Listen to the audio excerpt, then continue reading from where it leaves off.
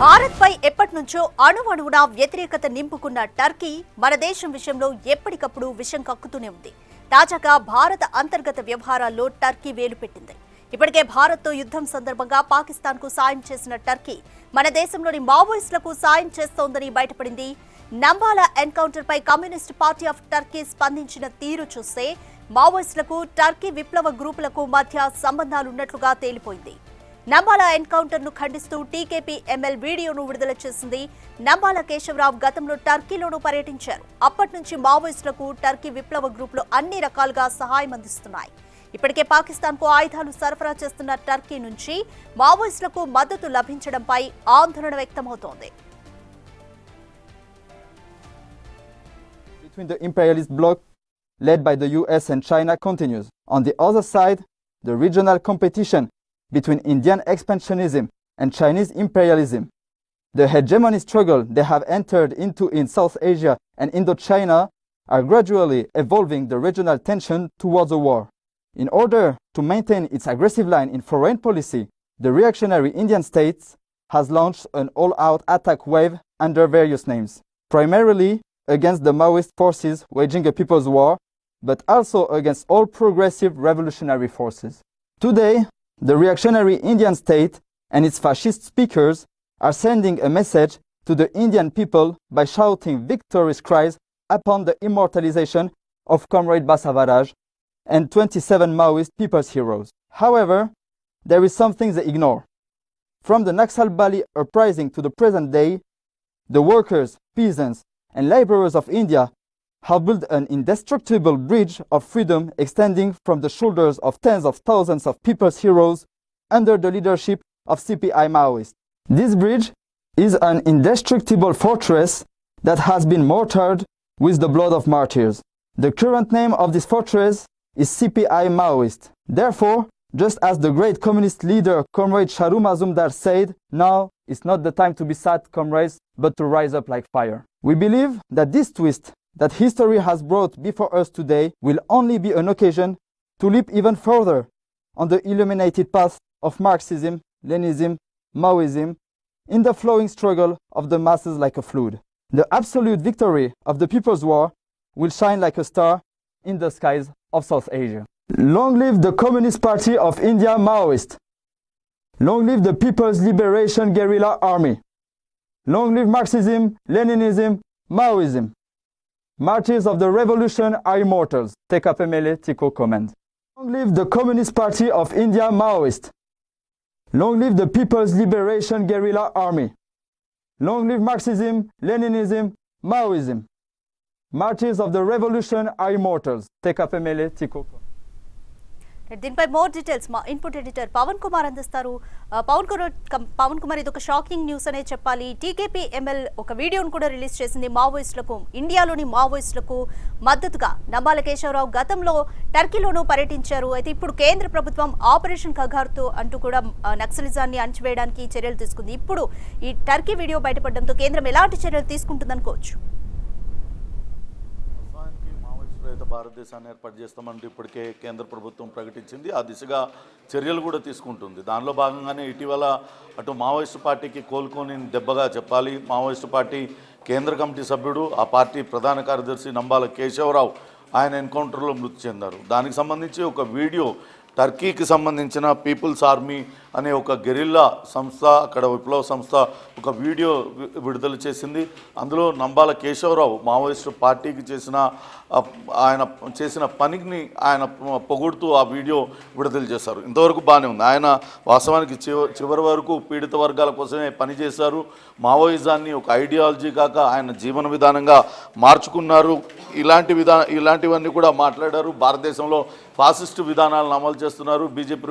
BJP ప్రభుత్వం బ్రాహ్మణిక ఐడియాలజీని విస్తృతపరిచి అటు fascist విధానాలను అవలంబింపజేస్తుందంటూ పెద్ద ఎత్తున విమర్శిస్తూ చనిపోయిన నంబాల కేశవరావుతో పాటు 27 మంది మావోయిస్టులకు వాళ్ళు సంతాపం తెలుపుతూ వాళ్ళు ఒక వీడియో విడుదల చేశారు. అయితే అసలు టర్కీకి ఇక్కడ భారతదేశంలో ఉన్న మావోయిస్టులకి ఎలా సంబంధం కుదిరింది అనేది ఇప్పుడు పెద్ద ఎత్తున చర్చనీయాంశంగా మారింది. వాస్తవానికి మావోయిస్టు పార్టీని ప్రపంచవ్యాప్తంగా ఏకం చేయాలనేది గతంలో చాలాసార్లు పథకాలు రూపొందించారు. దానికి సంబంధించిన చర్చలు కూడా జరిగాయి. వేరువేరు దేశాలలో ఉన్న మిలిటెంట్ గ్రూపులు కావచ్చు, అటు లెఫ్ట్ గ్రూపులతో గతంలో మావోయిస్టు అగ్రనేతలు అనేక సార్లు మీట్ అయ్యారు. కానీ టర్కీ లాంటి దేశంతో కలవడం పైనే ఇప్పుడు అభ్యంతరం వ్యక్తం అవుతుంది. ఇటీవల ఆపరేషన్ సింధూర్లో భాగంగా అటు పాకిస్తాన్ పైకి అటు భారతదేశం విరుచుకుపడింది. అటు ఉగ్రవాద చర్యలను ప్రోత్సహిస్తున్న పాకిస్తాన్కు తగిన విధంగా బుద్ధి చెప్పింది. దానికి ప్రతీకారంగా అటు పాకిస్తాన్ భారతదేశం పైన దొంగదాడికి ప్రయత్నించింది. ఆ డ్రోన్లతో దొంగదాడికి ప్రయత్నించింది. వాటినన్నింటినీ సమర్థవంతంగా భారత్ తిప్పికొట్టింది. కానీ ఆ వాడిన డ్రోన్లన్నీ కూడా టర్కీ దేశానికి చెందినవిగా గుర్తించారు. ఇదే విషయాన్ని అప్పట్లో సోఫియా ఖురేషి కూడా వెల్లడించారు. టర్కీ దేశానికి అప్పట్లో వరదలు వచ్చినప్పుడు కానీ ఆ న్యాచురల్ కెలామిటీస్ ఏదైతే ప్రకృతి విపత్తులు సంభవించినప్పుడు ప్రపంచంలోని ఏ దేశం ముందుకు రాని సమయంలో భారతదేశం ముందుకు వచ్చేది, ఆపన్న హస్తం అందించింది, వాళ్లకు ఆర్థిక సాయం చేసి అన్ని విధాల ఆదుకుంది. కానీ ఆ టర్కీకి ఏమాత్రం విశ్వాసం లేకుండా అటు భారతదేశ అంతర్గత విషయాలలో ఆ దొంగదోవన జోక్యం చేసుకునే ప్రయత్నం పదే పదే చేయడం ఇప్పుడు బట్టబయలవుతుంది. మొన్న అటు ఆపరేషన్ సింధూర్ విషయంలో పాకిస్తాన్కు పెద్ద ఎత్తున డ్రోన్లు పంపడంతో పాటు డ్రోన్ ఆపరేటర్లను కూడా టర్కీనే పంపినట్లుగా వెల్లడైంది. ఇప్పుడు ఈ వీడియో సందేశం ద్వారా అటు మావోయిస్టు కార్యక్రమాలకు కూడా అక్కడ టర్కీలో ఉన్న విప్లవ గ్రూపులన్నీ కూడా అటు సపోర్ట్ చేస్తున్నట్లుగా వెల్లడవుతుంది. ఇది మరింతగా కొంత ఆందోళనకర అంశం. ఎందుకంటే ఇటీవలనే మావోయిస్టుల వద్ద కూడా అత్యంత ఆధునిక ఆయుధాలు లభ్యమవుతున్నాయి. గతంలో అక్కడ హెలికాప్టర్లను కూల్చివేయడానికి కానీ లేకుంటే ఇతరత్ర రకరకాలుగా మావోయిస్టులు అటు ట్రైనింగ్ పొందేవాళ్ళు. కానీ ఇటీవల వాళ్ళ వద్ద ఆధునిక ఆయుధాలు కనపడుతున్నాయి. నిజంగానే మరి టర్కీ నుంచి అటువంటి ఆధునిక ఆయుధాలన్నీ సమకూర్చుకున్నారా అనే అనుమానాలు వ్యక్తం అవుతున్నాయి. అయితే ప్రస్తుతానికి మనం కనుక చూసినట్లయితే టర్కీలో కొన్ని వేర్పాటువాద పార్టీలు ఉన్నాయి. అవి రకరకాలుగా ఆ దేశంలో అంతర్యుద్ధానికి కారణం కావచ్చు. ఆ దేశంలో కొంత అనిశ్చితి కూడా చోటు చేసుకుంది. ఎప్పటికప్పుడు అక్కడ ప్రభుత్వాలతో కొట్లాడుతూ ఉన్నాయి. కుర్దిష్ పార్టీ కావచ్చు, అక్కడ ఉన్న కుర్దిష్ ప్రజల కోసం అది వేర్పాటు వాదంతో అక్కడ పార్టీలు నడుస్తున్నాయి. అట్లనే లెఫ్ట్ పార్టీ ఒకటి ఉంది, నేషనలిస్ట్ మూవ్మెంట్ పార్టీ, ఇది జాతీయవాద పార్టీ. అక్కడ కొంచెం అధికార పార్టీకి కొంత అనుకూలంగా ఉంటుంది. కానీ కుర్దిష్ లెఫ్ట్ పార్టీ అట్లనే గోర్మ్ బ్యాండ్, ఈ మూడు కూడా కొంత విప్లవ భావాలు ఉన్న పార్టీలు.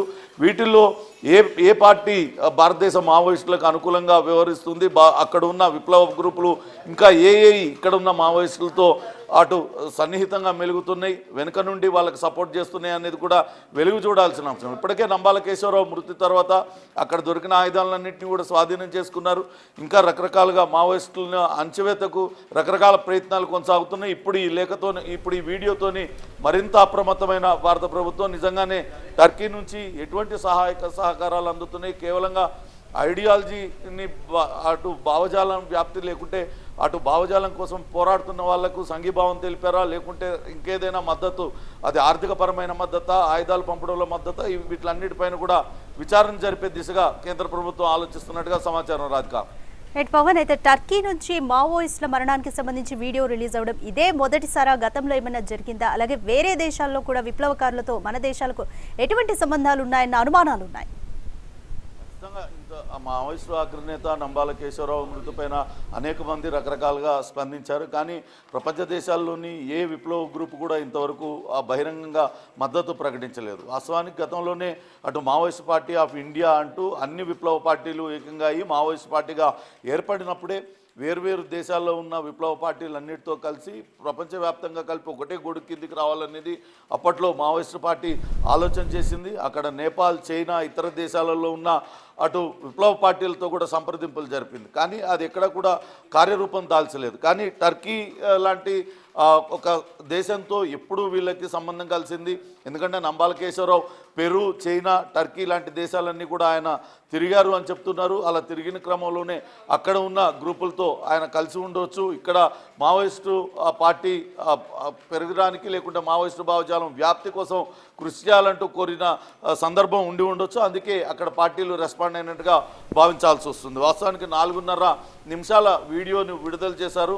అది కూడా ఒక గుర్తు తెలియని ప్రదేశం నుంచి వాళ్ళందరూ కూడా ముఖాలు కప్పుకొని అక్కడ ఉన్న విప్లవ గ్రూపులు కావచ్చు, కానీ వాళ్ళు చాలా క్లియర్గా భారతదేశంలో ఉన్న పరిస్థితులు, మావోయిస్టు పార్టీ ఎదుర్కొంటున్న గడ్డు పరిస్థితులు, ఇక్కడ ఉన్న పరిస్థితులన్నింటినీ ఉటంకిస్తూ ఆ వీడియో రిలీజ్ చేశారంటే చాలా క్లోజ్గా మావోయిస్టు పార్టీని లేకుంటే దేశంలో జరుగుతున్న పరిణామాలన్నింటినీ కూడా గమనిస్తున్నట్లుగా అనిపిస్తూ ఉంది ఆ వీడియోలో ఆ మాట్లాడిన మాటల్ని బట్టి. ఎందుకంటే ఇక్కడున్న మోడీ పరిపాలన పైన వాళ్ళు విమర్శలు చేశారు. అట్లనే నంబాల కేశవరావు జీవన విధానం పైన ఆయన కేవలం మావోయిస్టు పార్టీని ఒక ఐడియాలజీ కాకుండా జీవన విధానంగా మార్చుకున్నారంటూ ఆయన గురించి మాట్లాడారు. చివరి వరకు పీడితుల పక్షానే పోరాడారంటూ ఆయన పొగిడారు. ఇవన్నీ చూస్తుంటే చాలా దగ్గర అనుబంధం కలిగి ఉన్నట్లుగా అనిపిస్తూ ఉంది. దీనిపైన సమగ్రమైన విచారణ జరగాలంటూ కోరుతున్న పరిస్థితి కూడా ఉంది. మొత్తం మీద అటు ఈ దిశగా విచారణ కూడా కేంద్ర నిఘా వర్గాలు ప్రారంభించాయి. ఇప్పటికే ఈ వీడియో తర్వాత నిజంగానే కేవలం ఈ ఐడియాలజీనేనా లేకుంటే ఏమైనా లాజిస్టిక్ సపోర్ట్ అక్కడి నుంచి ఆయుధాల సరఫరా కానీ వీళ్ళకి కావాల్సిన ఆర్థిక సాయం కానీ అందుతుందా అనే కోణంలో కూడా అటు విచారణ అయితే ప్రారంభించినట్టుగా తెలుస్తోంది. Radhika, thank you Pawan.